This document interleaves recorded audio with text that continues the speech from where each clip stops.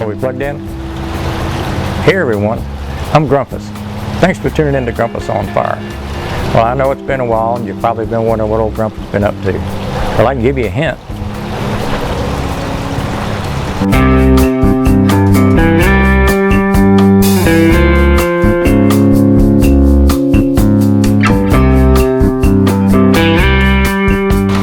Well, call me crazy, but I've decided to put a rotisserie on my Lone Star grill. We're going to put this right up over the firebox. Minimum amount of tools. You do this in an afternoon, and it's pretty cheap. So stick around and I'll show you how I did it. Here's a visual list of the parts and pieces I used for this little project. I bought a short piece of 1x1 steel angle. Any size will work if you have a scrap piece laying around. Got a couple of 5/8 inch washers. I needed a big radiator clamp, and I purchased this universal rotisserie kit. I also bought some small vice grips to attach everything temporarily to the smoker. For tools, I used a 5/8 drill bit and a hacksaw. You can use a hand drill if you start your hole small and work your way up to the needed size. But having a drill press makes the task a lot easier. A bench grinder and wire wheels are a nice option to pretty things up. Because the rotisserie has a 1/2 inch hexagon rod, I'll drill a 5/8 inch hole about an inch from the end. I'll then cut down to the hole with a hacksaw. This is the saddle we'll need to contain the spit rod. Now, I could easily call this done at this point, but since I'm already in the shop, I might as well pretty things up as best I can. My grinder stone is right at 5/8 of an inch thick, so I'm going to clean up my cuts down to the 5/8 hole I drilled. I'll also round off any sharp corners and soften up the edges with the wire wheel. I want to do a little rust proofing on these uprights, so I'll also remove as much rust and or slag as I can, so our finish will have a nice clean surface to stick to. Here I'm cleaning up the inside as well.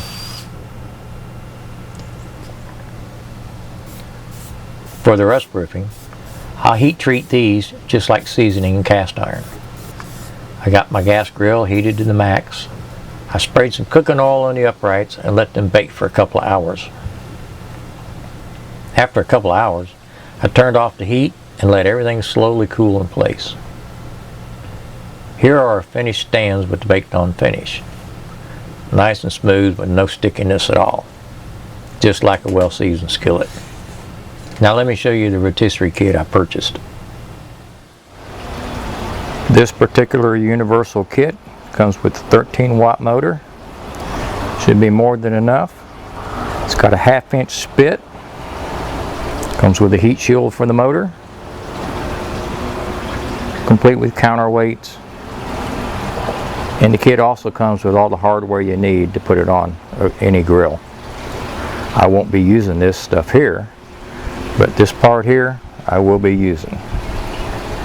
Now the spit is a little wide for our application here, but I bought this so I can also use it on one of my other grills, so I'll get a double duty out of it.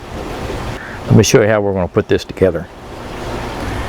All we're going to do, we're going to stand this up on the inside corner, and we're going to take these vice grips and clamp it into place. Now if you're concerned with tearing up the paint on the outside, I'm not at the moment because I got a little bit of rust here. Cut you a little extra piece of angle, stick it on the outside. Give that vice grip something to grab hold of. So it couldn't be any easier. We're going to run in here like this. Tighten this up a little bit.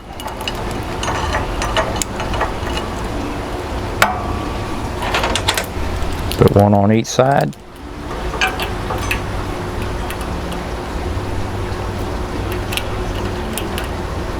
There you go.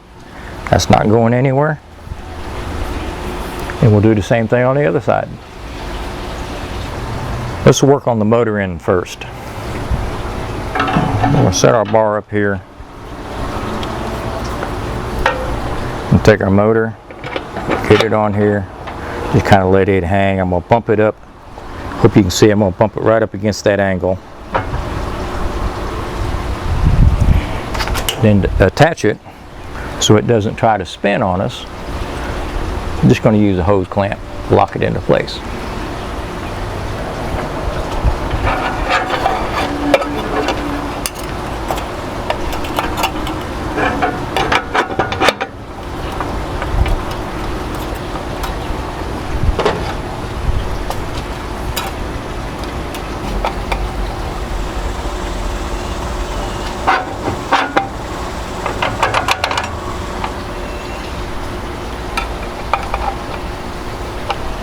It looks like that's going to hold, so that takes care of the motor end.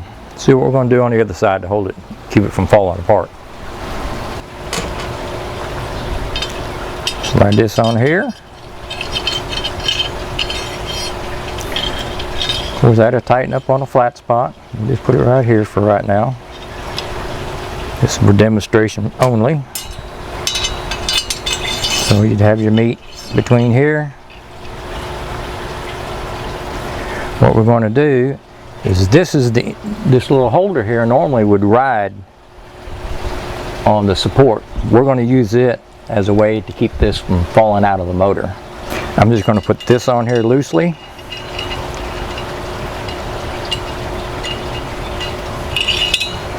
I'm going to put on 2 washers. Now these washers, when they punch them, they've got a rounded edge and a sharp edge. We're going to put the 2 rounded edges close. These will be acting as my bearings. So let's put it on our supports. We let all this extra hang off the back. We're going to put this in our motor and just let that support right here on the back. Let me give you a close-up what we're going to do. We'll slide these up against. Tighten that up, and I'm going to pull this out of the motor probably 3/8 of an inch. Then we'll tighten it up. It gives us a little bit of slack here, and we pop that up, take it right out. Put it back in the motor, pull our washers back, and there you go. The only thing to do now is turn it on, see if she works. And there we go. That's not a real big opening above that firebox, but we're more than adequate for a couple of chickens, maybe a porchetta or a roast. Now bear in mind, depending on your pit, we can you can either make these stands shorter or longer if you need them.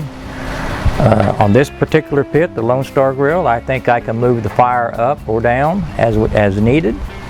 You can always build the fire hotter or colder. And I guess we'll try this out next week. Now if we feel like we need a counterweight, we can still use that.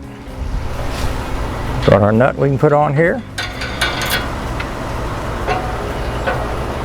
Put our handle on it if that's something we feel like we need. And crank this down. There we go. There's our counterweight. And away we go.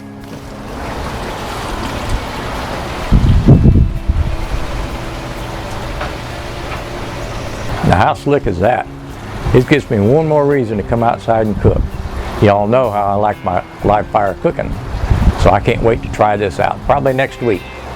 So stay tuned. We'll have a new video out for you real quick. Hey, if you like what we've done today, you like this kind of stuff, leave me a comment down below.